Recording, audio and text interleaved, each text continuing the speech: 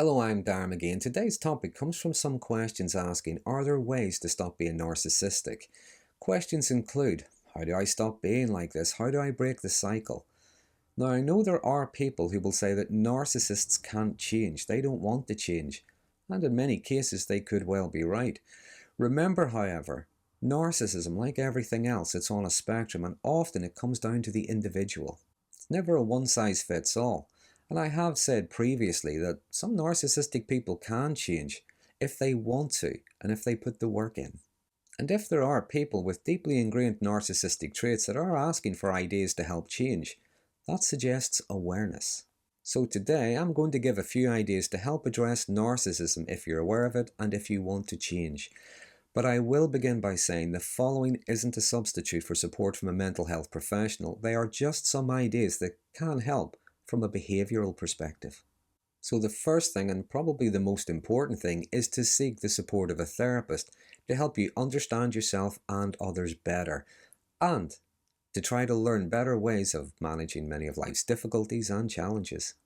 And also, narcissism often co-occurs with other issues such as depression, anxiety, post-traumatic stress, childhood neglect, substance misuse, and so on. So I can't emphasize enough the importance of seeking the help of a therapist to help understand and address comorbidities and underlying issues. So seeing a therapist would be the first thing. Secondly, practice active listening. It can be difficult to listen to someone whenever you're thinking of an answer before they've even finished speaking. Active listening. This involves being attentive towards other people without interrupting them or judging them.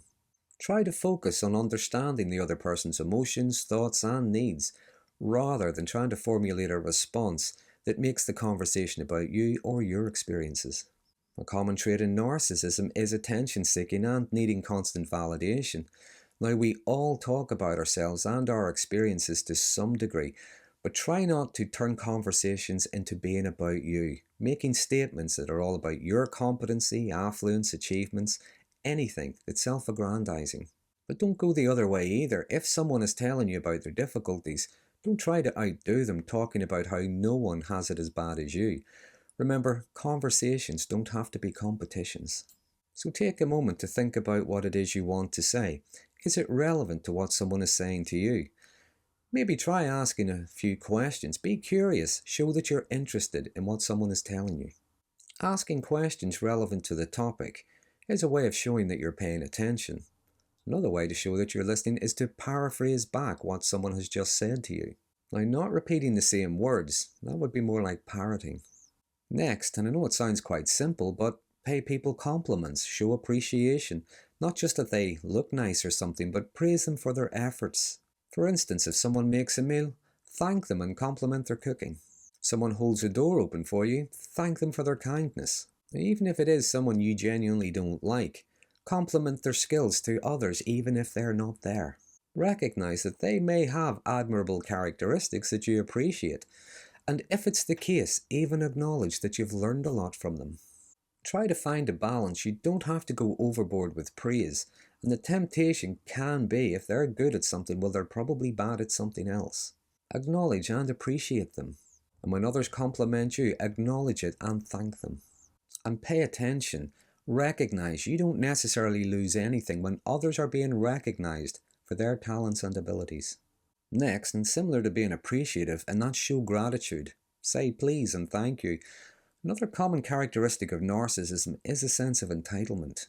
Gratitude shows other people you recognize and appreciate their efforts and their contributions. So pay attention to others and their efforts and acknowledge them.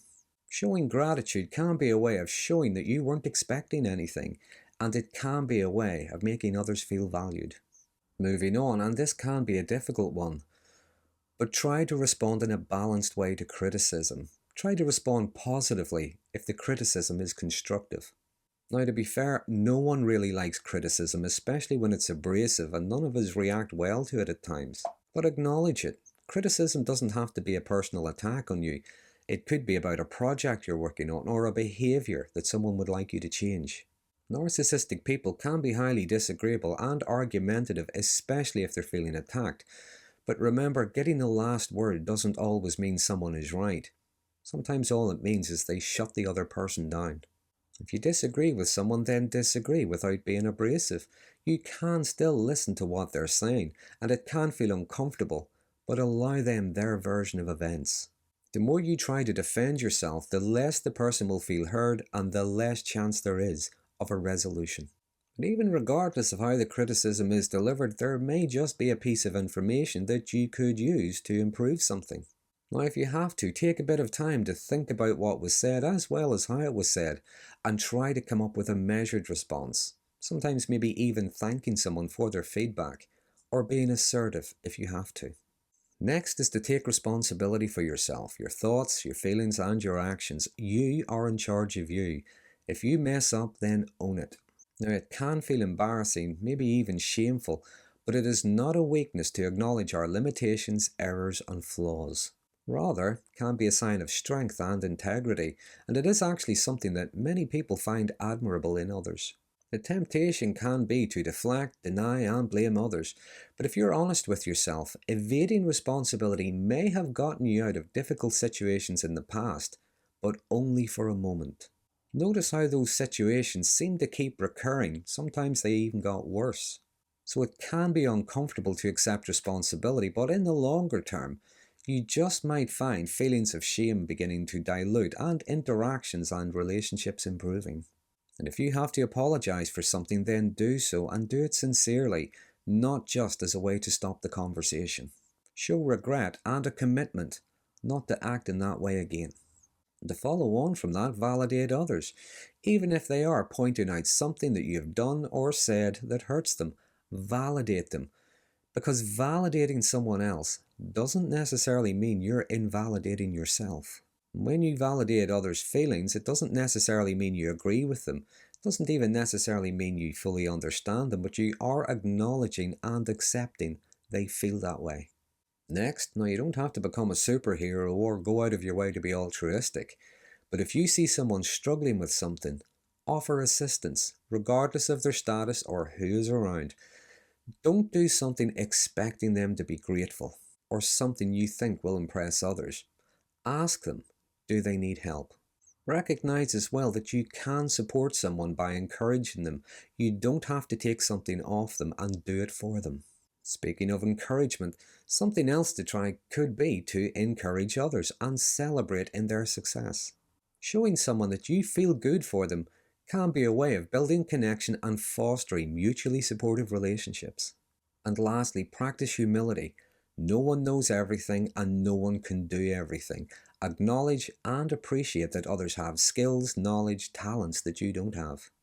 And if you feel envy, let that envy be inspirational rather than resentful. And also acknowledge that you might have skills or a competency in some areas that others don't. Again, try to find a balance.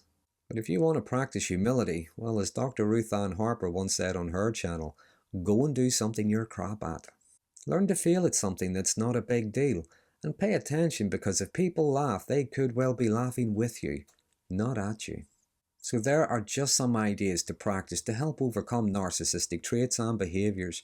But as I said at the beginning of the video, they are just some ideas regarding changing behaviours.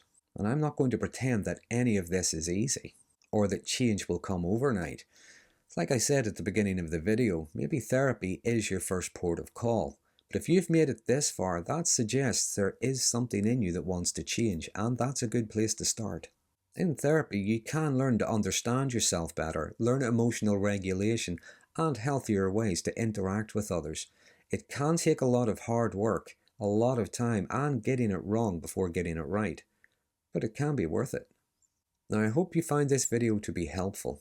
But if there's anything you might like to add for others who may be struggling to change, anything you think they might benefit from, please feel free to use the comments section. But if you find this video to be helpful, to be interesting, please consider subscribing, and until next time, thanks for watching.